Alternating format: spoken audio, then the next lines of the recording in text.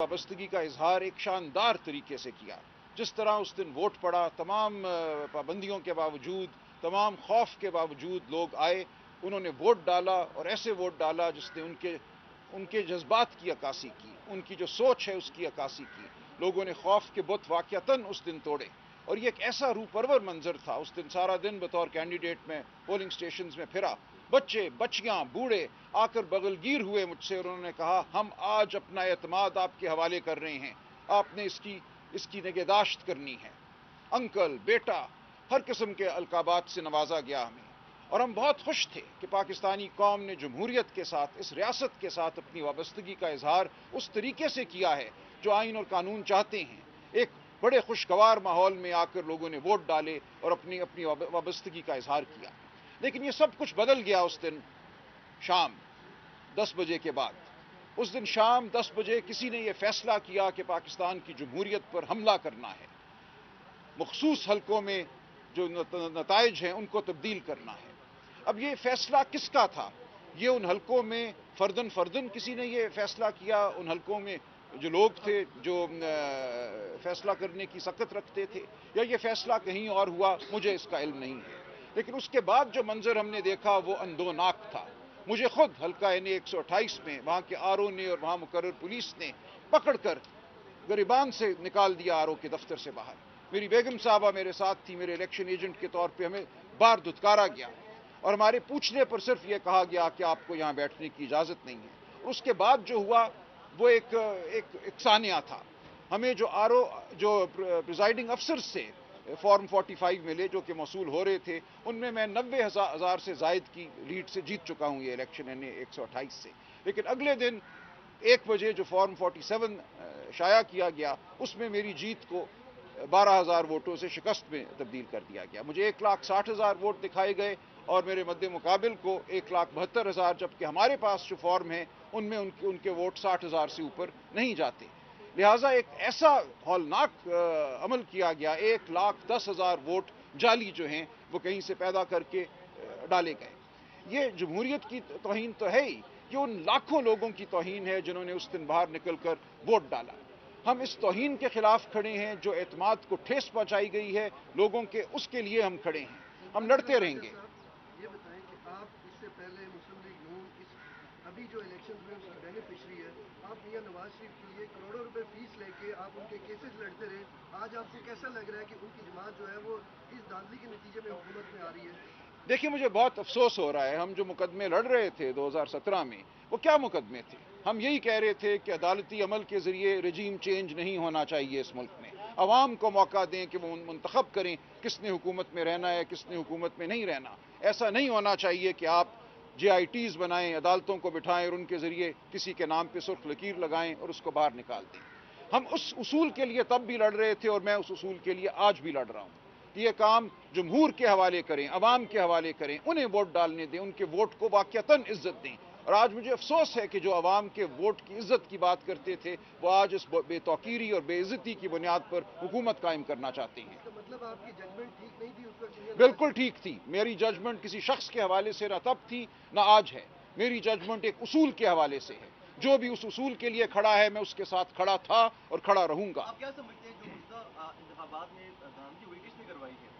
مجھے نہیں پتا. دیکھیں، یہ بات تو شواہد سے کرنی چاہیے. مجھے اتنا پتا ہے کہ دھاندلی ہوئی ہے. مجھے یہ پتا ہے کہ دھاندلی کیسے ہوئی ہے، ROs نے اور پولیس افسران نے کیا رول ادا کیا ہے، وہ سب میرے سامنے ہے. RO صاحبان اور پولیس افسران نے جو موجود تھے موقع پہ RO کے دفتروں میں، انہوں نے لوگوں کو پکڑ کر امیدواروں کو باہر نکالا، دروازے بند کیے، مار پیٹ کی، اور اس کے بعد جو دستاویزات بنائیں جن کا اب ہم نے تقاضا کیا ہے کہ دکھائیں ہمیں کس بنیاد پہ یہ 1 لاکھ کی لیڈ جو ہے اس کو 12,000 کی شکست میں تبدیل کیا گیا. جس طرح سے آج ہم دیکھ رہے ہیں سب سے زیادہ تعداد جو ہے آزاد امیدواروں کی اور PTI کی ہے، وہ فارم 45 کے حوالے سے یہاں پر آ رہے ہیں. آپ کو پرامن احتجاج بھی کرنے نہیں دیا جا رہا، تو کوئی ایسا لایا عمل ہے کہ ساری لائر کمیونٹی جو ہے وہ اکٹھی ہوگی؟ دیکھیے، لائر کمیونٹی شاید نہ اکٹھی ہو، اور یہ ضروری بھی نہیں ہے. میں سمجھتا ہوں عوام کو اکٹھا ہونا چاہیے.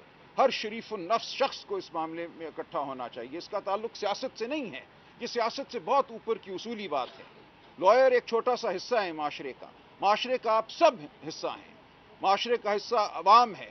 ہمیں بطور عوام، بطور پاکستانی احتجاج کرنا ہے کہ ایسا مت کرو. اس کا बेनिफिशरी कोई भी हो, इससे मजरूब कोई भी हो, हमें इस उसूल के लिए खड़े होना है। सलमान साहब बताइएगा, हम दुनिया चांद पे पहुंच चुकी है, अभी तक हमारे सिस्टम जो है 10 बजे के बाद अचानक बैठना शुरू हो जाता है। ये देखिए जानबूझ कर होता है। इलेक्शन कमीशन के बाहर आप मौजूद हैं, ये हमेशा से होता आ रहा है। सर ऐसा इस सिस्टम पे क्या कहना चाहेंगे, इस पे खुल के बात कीजिएगा कि ये सिस्टम अचानक से बैठना शुरू हो जाता है। दुनिया में कितनी ज्यादा तरक्की हो चुकी है और अभी तक हम इसी बात पे अटके हुए हैं कि हमारे नताइज को 3-3 दिन लग जाते हैं। सर अब हम देखिए, इंडिया जैसी एक 1.5 अरब आबादी वाले मुल्क नहीं है, 24 करोड़ वोट है, तो 24 करोड़ में से कुछ वोट पड़े, अभी 24 करोड़ बंदे ने वोट नहीं कास्ट। इस सिस्टम के बारे में क्या कहना? देखिए ये तो फिर एक बात किसी हद तक मफरूजे की होगी, लेकिन ये बात तो वाज़ेह है कि जो 8 फरवरी को इंटरनेट बंद हुआ, जो 8 फरवरी को फ़ोनों के जो डेटा पैकेजेस हैं उनको बंद किया गया, उसकी वजह से ये तमाम धांधली हुई है। अगर उस दिन इंटरनेट बंद ना होता तो प्रिजाइडिंग अफसरान अपने अपने पोलिंग स्टेशन से बराह रास्त इलेक्ट्रॉनिकली फॉर्म 45 जो हैं वो इलेक्शन कमीशन की डेटाबेस में भेजते और ये तमाम जो झगड़ा हमारे सामने है ये ना होता। इस झगड़े को पैदा किया गया इंटरनेट को बंद करके, उस दिन फोन सर्विसेज को बंद करके। देखिए हम हर जगह इस्तदा करेंगे, हर दरवाज़ा खटखटाएंगे, एतमाद हो या ना हो, जो कोई कानूनी रास्ता है उसको हम अपनाएंगे। अब एतमाद होना ज़रूरी नहीं है, हमारे पास जो रास्ता है उसको अपनाएंगे, वरना जो बात है वो तो हम करते ही रहेंगे। इलेक्शन कमीशन ने कल एक फैसला जारी किया जिसमें यह कहा कि आरओ 3 फ्लोर में रिपोर्ट जमा करवाए और फॉर्म 47 को जारी न करें। उस बाद उसी की रिवर्स में आज खुद डिसीजन दे दिया। आपको किस हद तक उम्मीद है कि ये? देखिए मुझे नहीं पता, मुख्तलिफ मुकदमात के मुख्तलिफ हकायक होते हैं। किसी मुकदमे में वो ये कह सकते हैं कि रोको फॉर्म 47 को, किसी में कह सकते हैं ना रोको। इससे कोई उमूमी तासुर नहीं लेना चाहिए। सर ये बताइएगा कि 76 सालों में हमेशा से धांधली के इल्जामात एक दूसरे के ऊपर लगते रहते हैं, दुरुस्त लगते रहे। देखिए धांधली का मामला खत्म कब होगा? नहीं होगा खत्म जब तक रियासत फैसला नहीं करेगी कि धांधली नहीं करनी, नहीं होने देनी। धांधली को सिर्फ रियासत खत्म करा सकती है, और जब हमें नजर ये आ रहा है कि रियासती अहलकार धांधली में शामिल थे। देखिए यहाँ धांधली फरीकैन के दरमियान बहुत कम हुई है, हुई होगी वो, लेकिन असल धांधली आरओ और पुलिस अफसरान ने की है। तो ये फरीक तो नहीं थे बज़ाहिर, इन्होंने क्यों ये हरकत की? क्यों आरओ साहिबान ने पुलिस अफसरान को कहा कि निकाल दो इन लोगों को मेरे दफ्तर से? कानून का तकाजा है कि कंसोलिडेशन जो है वो फरीकैन कैंडिडेट की मौजूदगी में होगी। हमें नजर आना चाहिए था कि कौन सा फॉर्म 45 एक प्रिजाइडिंग अफसर लेकर आया है, उसके मुताबिक इंदराज हुआ है या नहीं हुआ। जब हमें कमरों से निकाल दिया गया तो हमें क्या पता कि उन्होंने जो नंबर डाले हैं वो कहां से लेकर डाले हैं। सलमान अकरम राज साहब, इस वक्त आप इलेक्शन कमीशन की बाहर मौजूद हैं, अंदर से आ रहे हैं, क्या कार्रवाई हुई आज और आने वाले दिनों में कितने पुरुमीद हैं कि जो नतायज हैं वो आपके हक में आएंगे, रिजल्ट आपके हक में आएंगे? देखिए हमने अपनी आज इस्तदा जो है वो दायर की है, कल गालिबन सुनवाई होगी। देखिए उम्मीद का होना ना होना गैर अहम है। मेरे लिए एक जो रास्ता है उस पर मैंने चलना है, वो रास्ता कानून का, आइन का रास्ता है। उसमें यही मेरे सामने एक जरिया है कि मैं अपना एहतजाज जो है, जो अपनी इस्तदा है वो आगे बढ़ाऊं। और जो हुआ है मेरी नज़र में वो इतनी फाश धांधली है कि कोई भी इदारा, कोई भी जज, कोई भी इलेक्शन कमीशन उसको झुटला नहीं सकेगा। तो राजा साहब आप धांधली का तो जिक्र कर रहे हैं, लेकिन धांधली के किरदारों का, जिम्मेदारान का जिक्र नहीं कर रहे। गार्डियन ने एक आर्टिकल लिखा, उसमें आपको कोट किया, बाद में आपने ट्वीट किया जी कोट किया गया। बिल्कुल, आप खुलकर क्यों नहीं सामने आ रहे? देखिए मेरे सामने कर रहे हैं, उन्हें क्यों नहीं नॉमिनेट? देखिए मैं कैसे कहूँ, मैंने कह दिया ना, आरओ और पुलिस अफसरान ने की है। उनको किसने कहा था, मेरे पास उसका कोई सबूत नहीं है।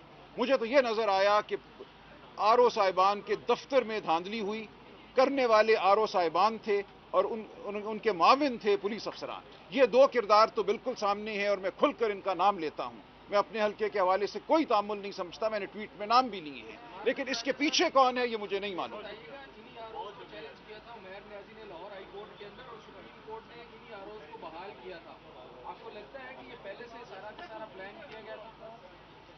देखिए मैं अब सुप्रीम कोर्ट के हवाले से नहीं कुछ कह सकता। उन्होंने तो इसलिए बहाल किया था कि उस वक्त देर बहुत हो गई थी। आरओज की तैनाती को बहुत पहले चैलेंज होना चाहिए था और गालिबन किया भी गया था। वो पिटिशन लगी 2 हफ्ते के तातुल से थी। ये बिल्कुल आरओज का किरदार जो है वो मैं समझता हूँ इंतहाई अफसोसनाक है।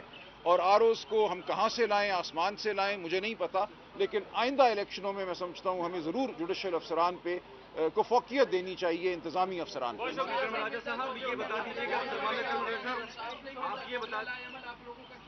देखिए बाकी लाएअमल तो पुरअमन सियासी एहतजाज ही होगा, उसके अलावा क्या हो सकता है। अपोजिशन में बैठेंगे फिर?